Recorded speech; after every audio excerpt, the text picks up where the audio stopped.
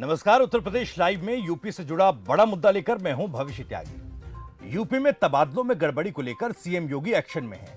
दरअसल स्वास्थ्य विभाग में हाल ही में हुए तबादलों में गड़बड़ी की बात सामने आने के बाद सीएम योगी ने बड़ा एक्शन लिया।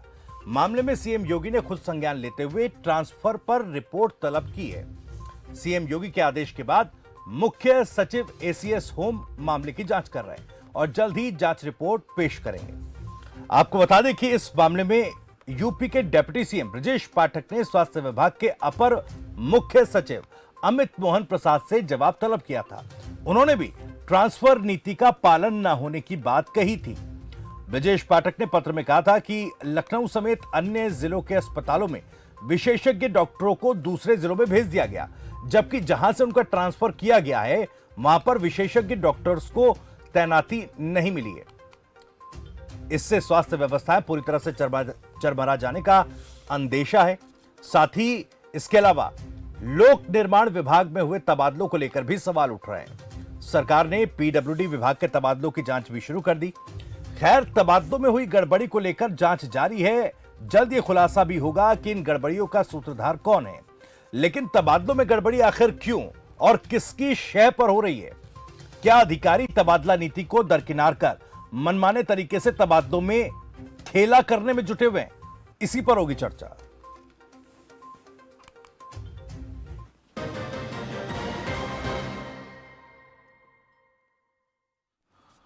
तो बता दें कि स्वास्थ्य विभाग में 30 जून को हुए तबादलों पर काफी आपत्तियां सामने आई। डॉक्टरों ने आरोप लगाया कि तबादला नीति को दरकिनार करके ट्रांसफर किए गए। एक ही जिले में तैनात पति पत्नी को ट्रांसफर अलग अलग दिया गया है, अलग अलग जिलों में उनका ट्रांसफर किया गया है। रिटायरमेंट में कुछ ही महीने शेष रहने वाले डॉक्टरों का तबादला भी कहीं और दूर इलाकों में कर दिया गया है। दिव्यांग डॉक्टर्स का भी ट्रांसफर दूर किया गया है। डॉक्टरों ने इन तबादलों पर आरोप लगाया था कि जिले में तैनाती की अवधि को आधार बनाकर उनका ट्रांसफर तो कर दिया गया, लेकिन उनसे ज्यादा वक्त से जिले में तैनात डॉक्टर्स अभी भी जिलों में काम कर रहे हैं, यानी कि नियमों को बिल्कुल ताक पर रखा गया। इसीलिए ये आरोप डॉक्टर्स की तरफ से लगाए जा रही आपत्तियां इन ट्रांसफर्स को लेकर सामने आ रही हैं। तो इसी मुद्दे पर चर्चा करेंगे। कुछ खास मेहमान भी हमारे साथ जुड़ रहे हैं। हमारे साथ संजीव कपासिया, हमारे पॉलिटिकल एडिटर, इस चर्चा में जुड़ गए हैं। रजा रिजवी, वरिष्ठ पत्रकार, हमारे साथ जुड़ेंगे और शबनम पांडे, प्रवक्ता बीजेपी, मनोज यादव, समाजवादी पार्टी के प्रवक्ता, इस चर्चा में हमारे साथ होंगे। तो आपको बता दें कि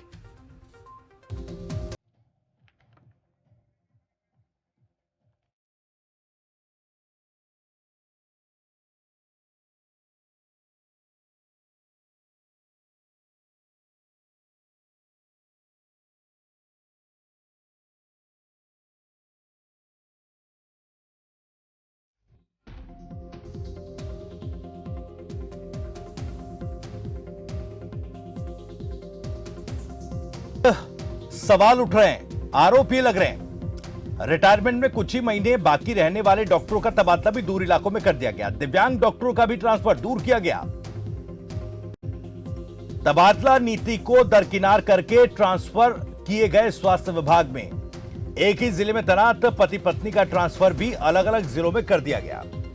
रिटायरमेंट में कुछ ही महीने बाकी रहने वाले डॉक्टरों का तबादला भी दूर किया गया। तो ये कई पहलू है, कई पॉइंट्स है जिनका जिक्र किया है अपने आरोपों में। जिन डॉक्टर्स ने इन ट्रांसफर्स को लेकर आपत्तियां अपनी दर्ज की हैं।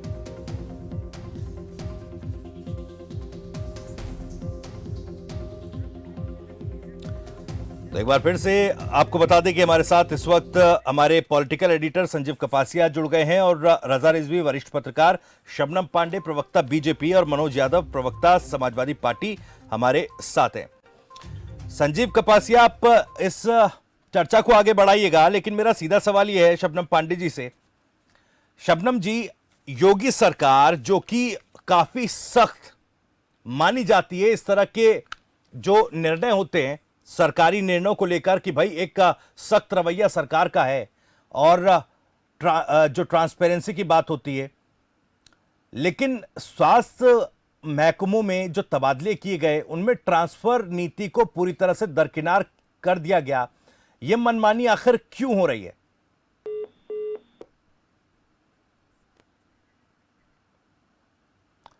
लगता है शबनम पांडे जी से संपर्क टूट गया, दोबारा उनको कनेक्ट करेंगे। संजीव, सवाल सीधा यही है कि भाई योगी सरकार की जो छवि है वो इस तरह की है कि कहीं ना कहीं अधिकारियों में भी एक डर है कि कहीं ना कहीं लापरवाही बरतेंगे तो कार्रवाई जरूर होगी, लेकिन यहां पर तो पूरा उलट खेल दिखाई दे रहा है। ऐसा लग रहा है अधिकारी मनमानी कर रहे हैं।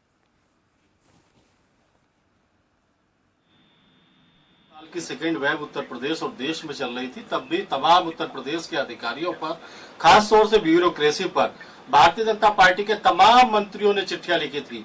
कई विधायकों ने चिट्ठियां लिखी थी कि उनके जिलाधिकारी नहीं सुनते हैं, जिले के कप्तान नहीं सुनता है।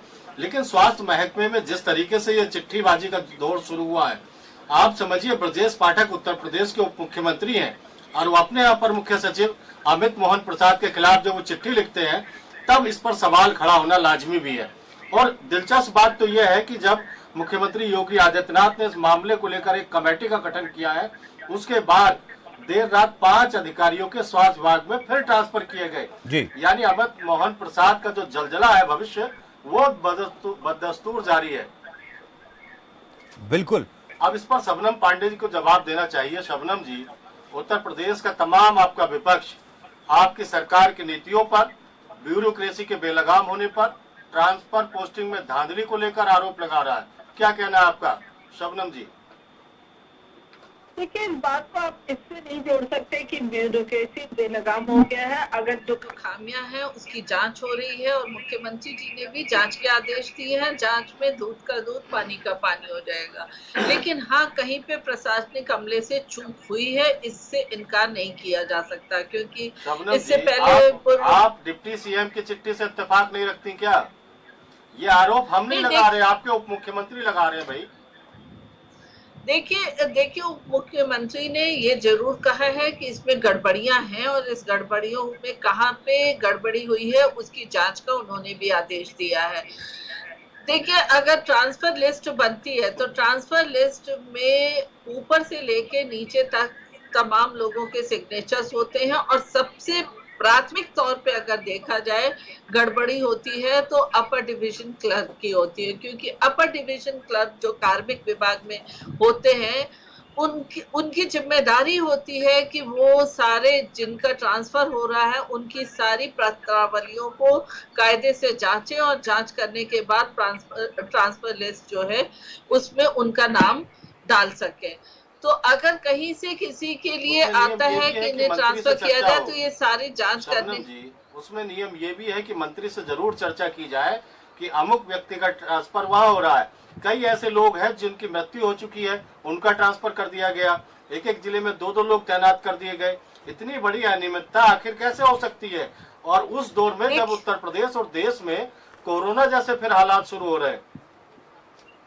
देखिए, निश्चित तौर पे मुख्यमंत्री अब उस विभाग के जो सचिव होते हैं उनसे भी चर्चा होती है, लेकिन जो पत्रावलियां होती हैं, जो उनके जॉब रिकॉर्ड्स होते हैं, वो अपर डिवीजन क्लर्क के पास होता है। जब वहां से उन लोगों के जॉब रिकॉर्ड को देखने के बाद ये जाना जाता है कि वो कितने दिनों तक यहाँ तैनात रहे, उनका ट्रांसफर लिस्ट में नाम किस वजह से होना चाहिए या नहीं होना चाहिए, ये सारी तहकीकात जो है अपर डिवीजन क्लर्क करते हैं। और साथ साथ जब अगर ट्रांसफर लिस्ट जारी हो अपर मुख्य सचिव की कोई जिम्मेदारी नहीं है, अमित मोहन प्रसाद की इस पूरे मामले में लेकर कोई जिम्मेदारी नहीं है। हमारे साथ मनोज यादव है। मनोज जी, ये कह रही है कि क्लर्क की जिम्मेदारी होती है और क्लर्क की गलती है, यानी क्लर्किकल मिस्टेक है या फिर टेक्निकल फॉल्ट है। क्या कहेगी समाजवादी पार्टी? मनोज जी। उत्तर प्रदेश में कि जिसकी खता है उसको कोई सजा नहीं है और जो जिम्मेदार है उसकी जिम्मेदारी का कोई मतलब नहीं। ये दुर्भाग्यपूर्ण समय चल रहा है नए दौर में। अगर आप कह रही है कि भ्रष्टाचार नहीं किया गया, ट्रांसफर सिस्टम सही था और ये गलत आरोप है, मंत्री जी का बयान गलत है, उप मुख्यमंत्री का, तो मैं एक बात कहता हूँ, आज ही मुख्यमंत्री जी ने बयान दिया है कि वो 50 करोड़ का घोटाला पशुपालन विभाग में हो गया, उसके भी जांच के आदेश दिए। अब आप ये कह देंगे डिबेट में ना ना ना घोटाला कोई हुआ ही नहीं। तो ये सारी बातें टीवी चैनल पे बोल के आप अधिकारियों को, प्रशासनिक अमले को प्रश्रय देती हैं, उनको आत्मबल को मजबूत करती हैं कि बीजेपी का कोई नेता प्रवक्ता बैठ के हमारे भ्रष्टाचार के खिलाफ लड़ता हुआ नजर आएगा। आप बताइए संजीव जी, आपके साथ मेरी इतनी डिबेट्स हुई हैं, कभी किसी बीजेपी के प्रवक्ता ने कहा कि इस अमुक मंत्री को, अमुक विधायक को, अमुक अधिकारी को हम तत्काल प्रभाव से भी उसके खिलाफ कार्रवाई होगी? ना ना ना, नहीं, सरकार बेदाग रहना चाहती है, उसके लिए सरकार को कुछ भी करना पड़े, बेदागी दिखनी चाहिए, मेरी क्लिच, मेरा कुर्ता बिल्कुल साफ रहना चाहिए। उसके लिए अगर हमें 100 बार नकारना पड़े कि भ्रष्टाचार नहीं हो रहा तो 100 बार नकार दें। ठीक है सर, इस पर चर्चा जारी रखेंगे। नजर रिजवी साहब से भी जवाब लेंगे कि क्या ये पॉसिबल है, जैसा कि शबनम पांडे जी कह रहे हैं कि भाई अपर डिविजनल क्लर्क जो हैं उनकी जिम्मेदारी थी ये तय करना कि क्या जो पॉलिसी है उनका पालन पूरी तरह से हो रहा है कि नहीं हो रहा है, और इसमें जो सचिव हैं उनकी कोई जिम्मेदारी नहीं बनती, सरकार की कोई जिम्मेदारी नहीं बनती, और क्योंकि इस तरह का खेल इन तबादलों में क्यों हुआ ये बड़ा सवाल। लेकिन उससे पहले एक बड़ी खबर आपको बता दें, इस वक्त एक बड़ी जानकारी मिल रही है। ये बड़ी जानकारी हरियाणा से आ रही है, जहां पर विधायकों को धमकी दी गई थी, और इस मामले से जुड़ी हुई ये बड़ी खबर। सीएम मनोहर लाल ने आला अधिकारियों को तलब किया है। मुख्यमंत्री ने अधिकारियों से मामले की विस्तृत रिपोर्ट मांगी है। तत्काल सख्त कार्रवाई के निर्देश भी मुख्यमंत्री ने दिए। बैठक में गृह मंत्री अनिल विज भी मौजूद रहे। ये तस्वीरें भी देखिए, बैठक की तस्वीर आपके टीवी स्क्रीन पर। दरअसल हरियाणा में लगभग 6 विधायकों को जान से मारने की धमकी दी गई थी, और इस मामले में अब तत्काल सख्त कार्रवाई के निर्देश मुख्यमंत्री मनोहर लाल ने दिए हैं। बैठक में गृह मंत्री अनिल विज भी मौजूद रहे हैं। तस्वीरें आपके टीवी स्क्रीन पर। तो वापस रुक करेंगे चर्चा का। रजा रिजवी साहब, मैं आपके पास आ रहा हूं। हम चर्चा कर रहे थे, जैसा आपने सुना शबनम पांडे जी को भी, वो कह रहे हैं कि भाई अपर डिविजनल क्लर्क का ये जिम्मेदारी होती है कि तमाम चीजों की तहकीकात वो करें, लेकिन इसमें सरकार की कितनी जिम्मेदारी तय होनी चाहिए, कितनी जवाबदेही तय होनी चाहिए, और आखिर ये इस तरह की मनमानी क्यों? देखिए भविष्य जी, ऐसा है कि ट्रांसफर पोस्टिंग की जो जिम्मेदारी है वो जिम्मेदारी पूरी लास्ट साइन जिनका होता है उस पर जिम्मेदारी आती है, लेकिन जिम्मेदारी सब पर आयत होती है, top to bottom, bottom to top. लेकिन अपर डिवीजन क्लर्क, ये सही है कि डिवीजन क्लर्क उनकी हिस्ट्री पता करता है, कितने साल कहाँ रहे, कितने साल कहाँ उनकी सर्विस थी, उनकी जो है सर्विस के ईयर्स कितने रह गए हैं, कब रिटायरमेंट होने वाले हैं, और उनकी धर्म पत्नी कहाँ हैं, और उनके जो है और जो रिश्तेदार हैं वो कहाँ पर हैं, वो पूरा पता करके वो एक चार्ज बना करके रखता है, क्योंकि अपर डिवीजन क्लर्क के पास ही पूरी फाइल हर डॉक्टर की, हर सीएमओ की मौजूद रहती है। ये तो टेक्निकल बात मैं आपको बताना ये चाहता हूँ भविष्य जी कि योगी आदित्यनाथ सवाल ये है कि क्या ये जो चिट्ठियां लिखी जाती हैं, उप मुख्यमंत्री यदि अपने अपर मुख्य सचिव के खिलाफ चिट्ठी लिखता है, अपने विभाग के खिलाफ चिट्ठी लिखता है, तो सरकार की फजीहत नहीं होती है? और आखिरकार क्या वजह है कि अमित मोहन प्रसाद इतने कद्दावर, इतने सरकार में ओहदेदार अधिकारी बनकर उभरे हैं, क्योंकि टीम 9 का भी हिस्सा है और सीधे तौर पर मुख्यमंत्री से जुड़े हैं? क्या ये वजह मानते हैं आप रिजवी साहब?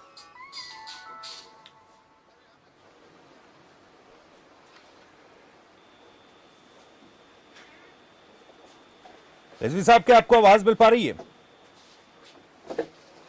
लगता है रिजवी साहब तक संजीव आवाज नहीं पहुंच रही है। शबनम पांडे जी रिएक्ट करना चाह रही थी मनोज यादव जी जो कह रहे थे। पांडे जी, देखिए, मैं सबसे पहले मनोज यादव जी किस पार्टी से ताल्लुक रखते हैं पूरी जनता उत्तर प्रदेश की जानती है। उनके राज में किस तरीके से प्रशासनिक अमले के साथ व्यवहार किया जाता था और किस तरीके से ट्रांसफर पोस्टिंग एक व्यापार बन के रह गया था। शबनम जी, अपने किसी से घोटाले छिपा को नहीं है, स्वीकार लेकिन करिए। आज आपके मिनिस्टर है धर्मपाल जी, आपके मिनिस्टर है धर्मपाल जी, और उनका बयान आता है कि 2021 में वो मंत्री नहीं थे, पशुपालन विभाग के घोटाले को लेकर जांच करा रहे हैं, तो कम से कम ये तो मानिए कि आपकी सरकार में कुछ ना कुछ हो रहा है। ये तो मैं आपके बातों के जवाब में आपका कच्चा चिट्ठा खोल रही हूँ। जनता मुझसे ज्यादा बेहतर जानती है कि सपा के कार्यकाल में क्या होता था। लेकिन इस पर देखिए, जैसे मैंने कहा कि अपर डिवीजन क्लर्क की जिम्मेदारी है, लेकिन अगर कोई मुख्य सचिव डिपार्टमेंट का है तो उसकी भी जिम्मेदारी को हम दरकिनार नहीं कर सकते। उस ट्रांसफर लिस्ट पे साइन करने वाले हर अधिकारी की जिम्मेदारी होती है कि उस पर जानकारी रखे, और लिस्ट अगर जारी हो गई है और जिले में गई है तो सीएमओ की भी जिम्मेदारी इस बात पे होती है कि उसको डिक्लेयर करने के पहले वो देखें कि जिन अधिकारियों की ट्रांसफर हुआ है वो रिटायर होने वाले हैं या उनकी ट्रांसफर में कोई कमियां हैं, तो फिर उसको वो अवगत कराएं अपने हेड ऑफ द डिपार्टमेंट से। तो कमियां कई लोगों की हो सकती है, इस बात की जांच के लिए मुख्यमंत्री जी ने साफ तौर पे कहा है। और अगर डिप्टी सीएम साहब ने किसी अधिकारी पे उंगली उठाई है तो निश्चित तौर पे उसकी भी जांच होगी, क्योंकि देखिए हमारे कार्यकाल में इस बात का भी जवाब आपको देना चाहिए पांडे जी, पिछले भाजपा शबनम जी। जब मुख्यमंत्री ने कमेटी बना दी, मुख्यमंत्री ने 3 सदस्यीय कमेटी बनाई और उसके बावजूद 5 अधिकारियों के स्वास्थ्य विभाग में फिर तबादले होते हैं। इसका मतलब अमित मोहन प्रसाद का जो रसूख है वो अभी भी जारी है। देखिए भविष्य जी, इस बात को जान लीजिए कि हमारे भारतीय जनता पार्टी की सरकार में किसी अधिकारी, मंत्री, नेता, कार्यकर्ता, विपक्ष, पक्ष किसी का रसूख भ्रष्टाचार करने के लिए इतना रसूख नहीं कि कोई भ्रष्टाचार कर सके। जो भ्रष्टाचारी हो उस पर कार्रवाई होती है। आपने देखा कि पिछले कार्यकाल में आईएएस और आईपीएस को ताश के पत्ते की तरह बाहर का रास्ता दिखा दिया गया। इनकी सरकार में ना तो भ्रष्टाचार होता है, ना ट्रांसफर पोस्टिंग में कोई धांधलेबाजी होती है, ना इनका कोई मिनिस्टर अपनी सरकार के खिलाफ कोई बोलता है। ये कहना है भविष्य देखिए, मैं एक बड़ी बात आज आपके चैनल पे कहने जा रहा हूँ। कार्रवाई होती है, सबसे बड़ी बात अरे ये। शबनम जी, प्लीज, शबनम जी देखिए, मैं आज बड़ी बात कहना चाह रहा हूँ। मैं हमेशा टीवी चैनल पे ईश्वर की सौगंध खाता हूँ, लेकिन चूंकि बार बार भाजपा कहती है कि हम बिल्कुल सही हैं, तो आज मैं बीजेपी की कसम खा के कह रहा हूँ। भाजपा की कसम है मुझे, क्योंकि भाजपा बिल्कुल स्वच्छ गंगा जल की तरह पवित्र है। भाजपा की कसम खा के कह रहा हूँ, शिक्षा विभाग में मेरे जानने वाले कम से कम आधा दर्जन अधिकारी ऐसे हैं संजीव जी, मैं किसी का नाम नहीं ले सकता, किसी का भविष्य नहीं खराब कर सकता। आधा दर्जन ऐसे अधिकारी हैं जिन्होंने 5 से 10 लाख रुपए दे के जिलों में पोस्टिंग ली। कौन सत्ता में बैठा है, कौन अधिकारी है, कौन मंत्री है, कौन पूछेगा? नहीं सर, आप अब मनोज यादव जी आप ऐसी बात कह रहे हैं, अब शबनम जी कहेंगे कि भाई आप सबूत रखिए। आप सीधे भ्रष्टाचार का आरोप सरकार पर लगा रहे हैं, सीधे भ्रष्टाचार का आरोप लगा रहे हैं। अब आपने कसम खा ली बीजेपी की, लेकिन सवाल ये उठता है, आप सबूत तो रखिए। नेशनल टीवी चैनल पर मनोज जी आप इस तरीके के आरोप लगाते हैं, और ये आरोप बड़े आरोप है, क्योंकि आप भ्रष्टाचार का सीधा आरोप योगी सरकार पर लगा रहे हैं। और योगी सरकार का कहना है कि अपराध और कानून व्यवस्था को लेकर, भ्रष्टाचार को लेकर जीरो टॉलरेंस है। अगर एक जनपद में 2 लोगों का ट्रांसफर हो जाता है तो एक बंसल जी के यहाँ पैसा दे आया होगा, तो इसलिए उसका हो गया। एक अवस्थी जी एसीएस साहब के यहाँ दे आया होगा मुख्यमंत्री से कह के, उसका भी हो गया। ये तो आपको अंदर खाने पता ही है ना कि बंसल जी वाला ट्रांसफर लिस्ट कैसे आता है, मुख्यमंत्री के यहाँ से अवस्थी जी के द्वारा कैसे आता है, ये तो आप भी बेहतर जानते हो। तो अब भाई दोनों जगह से नाम आ गया, दोनों जगह चुनाव हो गया, तो निश्चित तौर पे एक आदमी का 2 जगह 2 आदमियों का एक ही दिन ट्रांसफर हो जाएगा। ये सारी चीजें सरकार में चल रही हैं। पूरा एक मकर जाल, एक तंत्र बन गया भ्रष्टाचार का बीजेपी की मौजूदा सरकार में। हाँ, मुख्यमंत्री जी के पास टैग लगा हुआ है कि honest chief minister of India, ये लगा हुआ है अभी। मनोज जी, सवाल ये है कि क्या ब्राह्मण चेहरे के तौर पर शामिल ब्रजेश पाठक की अपने विभाग में भी नहीं चल रही है? क्योंकि प्रदेश के उप मुख्यमंत्री हैं और डिप्टी सीएम का ओहदा पूरा प्रदेश हम सब जानते हैं। तो जब अपने विभाग में उनकी नहीं चल रही है, तो आप क्या समझते हैं सरकार की कार्यशैली किस तरीके की है? और सरकार पर आरोप लग रहे तो विपक्ष लगातार आरोप लगा रहा है। देखिए, लगातार उप मुख्यमंत्री जी ने, पाठक जी ने कई बार, मतलब जब से शपथ लिए स्वास्थ्य विभाग महकमा उनको मिला है, आपने भी देखा है दवाइयों को लेके जो भ्रष्टाचार हुआ, एक्सपायरी दवाइयों का एक बड़ा जखीरा मिला, जिसको लेके किस तरीके से भ्रष्टाचार होता उसका उन्होंने उजागर किया। वो लगातार वो अपने विभाग से अगर इस तरह की बातें कर रहे हैं, और कोई पूर्ववर्ती सरकार समाजवादी पार्टी बसपा कांग्रेस की नहीं थी, वो बीजेपी की थी, वो तो कानून मंत्री थे, वो कानून सही कर। चलिए ठीक है सर, रियलिटी ये है कि सिर्फ और सिर्फ इस सरकार के तमाम सारे उन चीजों को पाठक जी एक्सपोज कर रहे हैं, क्योंकि पाठक जी भी बिना तराजू के तौले जा रहे हैं। जी ठीक है, रजा रिजवी साहब भी जुड़ गए सर, जी। दोबारा हमारे साथ जुड़ गए रजा रिजवी साहब भी। रजा रिजवी साहब, क्या इस तरह की तस्वीर है उत्तर प्रदेश में अब कि भाई दो कार्यालयों से जा रही है तबादलों की लिस्ट, सीधा आरोप लगा रहे कि अपने ही विभाग पर कंट्रोल नहीं है डिप्टी सीएम का? देखिए, ऐसा है कि योगी आदित्यनाथ जी की सरकार आने से पहले 10 साल 5-6 साल छोड़ दिए, इससे पहले जितनी भी सरकारें रही हैं, खासकर कांग्रेस में कहना चाहूंगा कि सरकारें जो रही हैं, तो जब ये आता था जून का महीना, तो जून के महीने में ऑफिसर बहुत खुश हो जाते थे जी, क्योंकि वो समझते थे कि साहब अब ये ट्रांसफर उद्योग जो है ये आ गया है, और जाहिर सी बात है कि ट्रांसफर करने में सुविधा शुल्क कहीं ना कहीं चढ़ाई जाती है, होगी, ये तो मुझे पता नहीं कि देते हैं कि नहीं देते हैं, लेकिन अच्छी पोस्टिंग पाने के लिए कहीं ना कहीं इनाम मिठाई आपको सब और पता है। सब ये जो है चलता ही है, शुक्राना नजराना।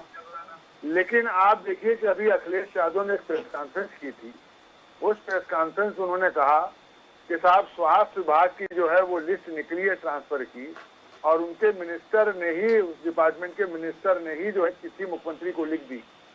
तो अखिलेश का इस पर यह कहना था कि साहब कहते कहते उन्होंने ये आगे कहा कि भाई ऐसा है कि इसके पीछे भी कोई है, पीछे कोई हाथ होगा, इसलिए हो सकता है कि उनको ना पता हो। जी लेकिन मैं ये कहना चाहता हूँ, अगर पीछे किसी का हाथ होता तो समझ में या लोगों की समझ में तो ये आता। आवाज आ रही है मेरी? जी, मेरी आवाज आ रही है? बिल्कुल आवाज आ रही है। रिजवी हम साहब, कह रहे हैं वो जो संजीव अखिलेश पूछ रहे हैं यादव कि क्या इशारा इशारा कर रहे हैं, दिल्ली की वो तरफ दिल्ली है? की तरफ इशारा कर रहे हैं नहीं क्या? नहीं नहीं, मैं बता रहा हूँ, मेरी बात सुन लीजिए पूरी। जब बात कंक्लूड नहीं होगी तब तक समझ नहीं पाएंगे। इंट्रो बोलता हूँ, फिर उसका भूमिका बनाता हूँ, फिर कंक्लूड करता हूँ, तो जब तक पूरी बात नहीं सुने तब तक पूरी समझ में नहीं आएगी। ठीक है सर। हमारा कहना ये है कि जब उन्होंने कहा था पीछे से है, तो आप देखिए कि जब ये चिट्ठी गई और चिट्ठी जाने के बाद जब ट्रांसफर का पता चला, तो अगर पीछे से किसी का हाथ होता तो मुख्यमंत्री की जांच के लिए उतनी तेजी से नहीं देते। अब आशय जो है, मैं अखिलेश का आशय चीफ मिनिस्टर का था कि दिल्ली वालों का आशय था, किसका आशय था ये मुझे नहीं पता। मुख्यमंत्री ने जो जांच कराई है, वो जांच भी अच्छे ऑफिसर से कराई, एसीएस होम से कराया है, होम में इससे बड़ा कोई अधिकारी नहीं है। उसके बाद संजय भूप रेड्डी मनोज आरोप लगा रहे एसीएस होम पे आलोक के लिए, लेकिन वो प्रमुख सचिव शायद वो चले गए हैं 14 से 24 जुलाई पर। जब ये मैं जवाब देना चाहता हूँ मनोज जी आपके नेता का इशारा किधर है? जो रिजवी साहब बता रहे हैं कि चिट्ठियों के पीछे कोई है, उनका इशारा किस तरफ है? जो उत्तर प्रदेश में तबादला उद्योग मौजूदा सरकार और पूर्व की 5 साल की सरकार में चला है, वो बंसल जी के यहाँ से चलता है। ये बात आपको पता है? पता नहीं रिजवी साहब को कैसे नहीं पता? आपसे वरिष्ठ पत्रकार हैं और सब कुछ नहीं पता, के नेता हैं, आप कैसे होंगे वहाँ? पता नहीं कौन सी उनकी मजबूरी है। बंसल साहब कहाँ से जवान होते हैं ये भी सबको पता है। दिल्ली वाला फोन सुनते हैं, कितना कैसे चढ़ावा चढ़ा, तो मुख्यमंत्री तो जांच कराएंगे, इसलिए कराएंगे क्योंकि मुख्यमंत्री के पास इस तरह की कोई सूचना नहीं है कि किस व्यक्ति का किसमें कहाँ पे क्या होना है। सब काम बंसल जी करते हैं, पैसा बंसल जी लेते हैं, चढ़ावा कहीं और चढ़ाते हैं। योगी जी को प्रोटोकॉल मुख्यमंत्री के रूप में इस्तेमाल किया जा रहा है। भगवा पहन के कितना बेहतर चलते हैं, कितना अच्छा शिक्षा पे बोलते हैं, तो वो बात तो मेरे ख्याल से रिजवी जी को पता ही है। लेकिन अब कुछ तो मजबूरियां होंगी, ऐसे कोई बेवफा नहीं होता, तो शायद रिजवी जी की कुछ मजबूरियां हो, इसलिए टीवी चलिए ठीक है, शबनम पांडे जी जवाब देना चाह रही है। विपक्ष है, हमें कहने का पूरा अधिकार है। ठीक है, कोई मजबूरियां नहीं मनोज जी। चलिए जवाब लेते हैं। आप बंसल साहब का नाम क्यों नहीं ले रहे हैं? डर क्यों रहे हैं भाई? क्या कर लेंगे? जब मैं कौन सा आप किसी चैनल के लिए काम कर रहे हैं? जब मैंने देखा नहीं तो मैं कैसे कह दूं भाई? हाँ नहीं बिल्कुल आपने देखा नहीं, आपने जो देखा सर, सरकारों में आप लोग रहे, पत्रकार लोग थोड़ी ना सरकारों में बैठे कि कौन सुविधा शुल्क कहाँ पर चढ़ा रहा है, ये पत्रकारों को थोड़ी ना पता होगा। ठीक है, हम सवाल पूछ सकते हैं। ठीक है, शबनम जी आपकी बात का जवाब देंगी? ठीक है सर। नेता कहाँ पता कर लेगा जी? अब जैसा मुझे नहीं पता है, शबनम जी, लेकिन मेरी मजबूरी है कि एक सेकंड शबनम जी की बात हो रही है। किसने पास रख दिया? मनोज जी सुन लीजिए, जवाब दीजिए शबनम जी। भविष्य जी शबनम जी बोलिए। देखिए, सबसे पहली बात मनोज जी चैनल पे बैठ के जिस तरीके से 10 लाख और 15 लाख की बात कर रहे हैं, बगैर सबूत के अनर्गल आरोप लगा रहे हैं। जिस तरह की बातें ये जिस तरह का बयान, आप कितने करोड़ की बात करें या अरब की बात करें, ये अनर्गल आरोप लगाना बंद कर दीजिए। विपक्ष अपने हार के हताशा में आज सभी पे आरोप लगा रहे हैं, और बंसल जी हमारे संगठन के महामंत्री हैं, ना कि वो सरकार में है। तो इस तरीके से आप जिस पर भी नाम लेकर आप आरोप लगाते हैं, कहीं ना कहीं अपने गिरेबान में देखिए, आपकी सरकार रहते हुए लगातार भ्रष्टाचार बढ़ती चले गए। जो तबादला उद्योग आपने बैठाया था, वो तबादला उद्योग आप बेहतर तरीके से जानते हैं कि आज हमारी सरकार ने, एक ईमानदार सरकार ने उसे ध्वस्त किया है। और देखिए, सबसे बड़ी पारदर्शिता है कि आरोप जरा भी अगर गलतियां देखी गई तो तुरंत मुख्यमंत्री जी ने जांच बैठाई। पर सपा के समय देखिए, लगातार आरोप लगते थे पर मुख्यमंत्री चुपचाप बैठे रहते थे, उस उद्योग को प्रश्न देते थे। और इसलिए आज देखिए मनोज जी, अनर्गल प्रलाप मत करिए, सभी को पता है। ठीक है सर, आप आरोप लगा रहे हैं मनोज यादव जी, लेकिन फिर आप कह लेंगे मैंने तो बीजेपी की कसम खाई है, मैं तो सबूत दे नहीं पाऊंगा। लेकिन इस तरह से थोड़ी ना होगा सर, आप भ्रष्टाचार के आरोप लगा रहे हैं और आप इतना अगर दाल ठोक के, आप इतना दावा ठोक के बात कर रहे हैं, तो आप रखिए सबूत सामने। अच्छा कह दे हमारी कसम शबनम जी न माने की बीजेपी की कसम आप मत कहिए, जो कि बीजेपी देखिए ये फाल। चलिए ठीक है, माफी के साथ मुझे रोकना होगा, वक्त आज खत्म हो गया है। बहुत बहुत शुक्रिया आप सभी मेहमानों का। संजीव कपासिया जी आपका बहुत बहुत शुक्रिया, रजा रिजवी साहब बहुत बहुत शुक्रिया, शबनम पांडे जी, मनोज यादव जी, आप सभी मेहमानों का बहुत बहुत शुक्रिया आज इस चर्चा में जुड़ने के लिए। तो उत्तर प्रदेश लाइव में फिलहाल इतना ही, नमस्कार।